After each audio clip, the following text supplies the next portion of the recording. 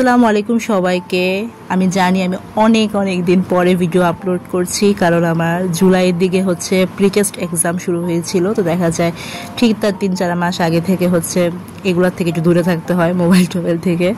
তো তখন থেকে অগাস্ট পর্যন্ত চলছিল এক্সাম। সো ততদিন পর্যন্ত আমি কোনো ভিডিও বা কিছু ধারে কাছেও যাইনি।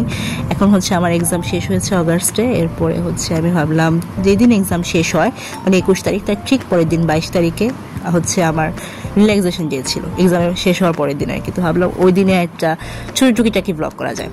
তো শুক্রবার ছিল যেহেতু, সাধারণত দেরি করে ঘুম থেকে ওঠা হয়েছে। ঘুম থেকে উঠে নাস্তা করে হচ্ছে আমি আম্মুর সাথে বারান্দায় চলে গিয়েছি গাছগাছালি পরিচর্যা করতে। মূলত গাছগাছালি পরিচর্যা আম্মুই বেশি করে, মানে সার বানানো থেকে শুরু করে প্রত্যেক গাছে কি সার লাগবে সেগুলো দেওয়া। আমি মোস্ট প্রবাবলি একটু মাটিগুলো নিড়িয়ে দিই আর পানিটা দেওয়া হয় আমার ক্ষেত্রে, এ বিষয় ছাড়া বেশি কিছু না। আচ্ছা, এই গাছে কিন্তু কেউ মাশাআল্লাহ না বলে যাবেন না। আমার খুবই পছন্দের একটি গাছ। গাছটির নাম আমার ঠিক সঠিক মনে নেই, তবে এই গাছটা আমি যখনই বারান্দায় আসি দেখা যায় এটার সাথে বেশিরভাগ সময় দাঁড়িয়ে থাকি বা টাইম স্পেন্ড করি। আমার গাছগুলো এত ভালো লাগে, থোকো করে সব জায়গায় ফুল ফুটে থাকে। হ্যাঁ, সাথে এই গাছটা অনেক সুন্দর। আমি আসলে কোনো গাছের নাম ঠিকমতো জানি না, সরি তার জন্য।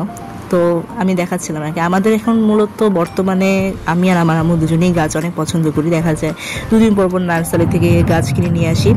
মূলত এই সময় হচ্ছে আমাদের ফুল গাছেরই কালেকশনস বেশি। শীতকালে হচ্ছে আমাদের সবজির গাছ কালেকশন অনেক বেশি ছিল। হ্যাঁ, আম্মু হচ্ছে তখন প্রত্যেকটা সবজি আমাদের বারান্দায় ছিল। আর দেখা গেছে সবজি কম কেনা লেগেছে এই কারণে। আর দেখেন এখন হচ্ছে আম্মু ঢেঁড়স গাছ লাগিয়েছে, মাশাআল্লাহ। ঢেঁড়স গাছগুলো বেশ বড় হয়েছে। এটা যদিও 1 মাস আগের ভিডিও, তাই এখানে ছোট, এখন কিন্তু বর্তমানে অনেক বড় হয়েছে। এখন দেখি ধরে কি না। অ্যান্ড হ্যাঁ, গোলাপ গাছ আমার কাছে গোলাপও খুব পছন্দের, তবে হাজারি গোলাপটা আমি বেশি পছন্দ করি। তবে এমনি গোলাপও সুন্দর ফুটে থাকে, দেখতে তো একটু সুন্দর লাগে। আচ্ছা, গাছগাছালি পরিশোধন করার পর আমি চলে আসলাম হচ্ছে আমার স্টাডি টেবিল কর্নারে। তো ক্লিন করতে আর কি, বইগুলো গুছিয়ে টুছিয়ে সব ক্লিন করতে আমি চেষ্টা করি। প্রত্যেক সপ্তাহে একবার হলো আমার স্টাডি টেবিল ক্লিন করা, সব কিছু একটু করার চেষ্টা করা, নিজে করার চেষ্টা করি। তবে দেখা যায় এই কয়দিন এক্সাম চলছিল, তো আমি এগুলো করতে পারিনি। সো আমি আমার বই খাতা, আশেপাশে জিনিস, ল্যাপটপ সব কিছু ঠিকঠাক করে রাখলাম, দেন ক্লিন হয়ে গেল। এরপর চলে গেলাম হচ্ছে বেডশিট চেঞ্জ করতে।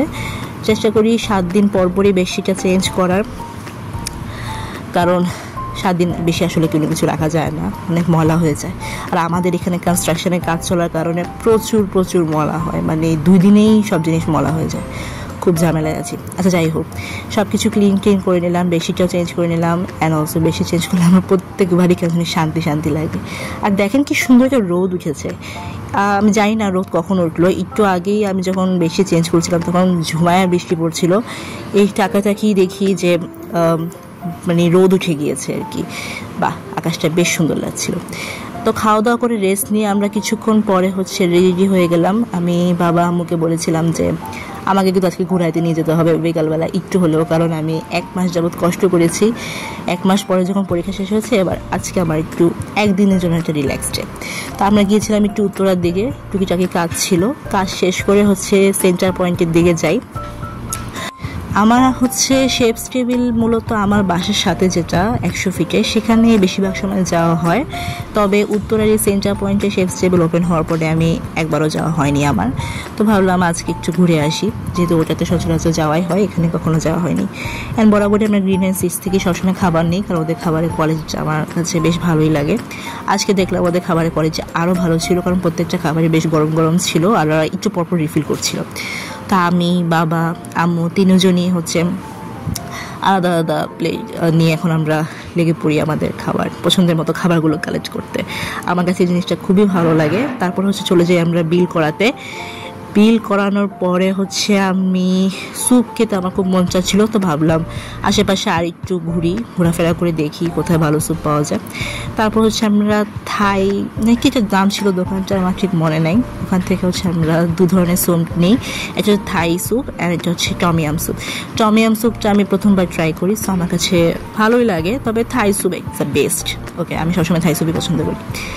তারপরে হচ্ছে আমরা খাওয়া দাওয়া করতে থাকি। অ্যান্ড খাওয়া দাওয়ার একটু গ্লিমস নিচ্ছিলাম আর কি। খাওয়া দাওয়া শেষ করে হচ্ছে অ্যান্ড অলসো ওই দিন খুবই রাশ ছিল। হ্যাঁ, শুক্রবার দিন ছিল দেখে আই থিঙ্ক এরকম হয়েছে, মানে এত রাশ ছিল, আমাদের বসা জায়গা খুঁজতে লেগেছে 10 মিনিটের মতো। তারপরে অনেক মানুষের রাশ ছিল, সো আমি চাচ্ছিলাম না বেশি একটা মানে ভিডিও করতে, কারণ অনেক মানুষ ছিল ওই সময়, লজ্জা লাগছিল একটু আমার কাছে।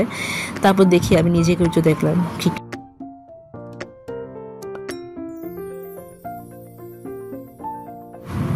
অ্যান্ড চামিচির রিভিউ তো সব জায়গায় অনেক শুনেছি, তো শেফস টেবিলে যাবো, চামিচি থেকে একটা ড্রিঙ্কস নেবো, তো তা তো হয় না। তো ভাবলাম একটা ড্রিঙ্কস নিয়ে নিই। তো আমি ড্রিঙ্কসটা অর্ডার করে তারপর হচ্ছে আমরা একটু ছবি তুলতে আসি। একটা জায়গায় ঘুরতে এসেছি, একটু ছবি না তুললে হয়। তো সবাই হচ্ছে এই জায়গাটাতে বেশিরভাগ সময় ছবি তুলে, তো আমরাও কয়েকটা ছবি তুলে নিলাম। তারপর বেশ রাতের মানে সন্ধ্যা হয়ে গিয়েছিল, কি 7টা কি 7:30, ততক্ষণে আমার ড্রিঙ্কসও রেডি হয়ে যায়।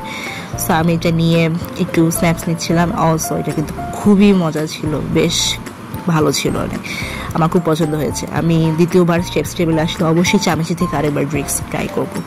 তারপর সন্ধ্যা হয়ে যায়, তো আমরা বাসা থেকে চলে আসি। এই ছিল আজকে আমার সারাদিনের টুকিটাকি চিকচাক ব্লগ। আমি সারাদিন অ্যাকচুয়ালি কী করেছি এটাই হচ্ছে মূল ব্লগের ঘটনা, মানে ডেইলি লাভ ব্লগ বলতে পারেন আপনারা। তো থ্যাংকস ফর ওয়াচিং অ্যান্ড আসসালামু আলাইকুম।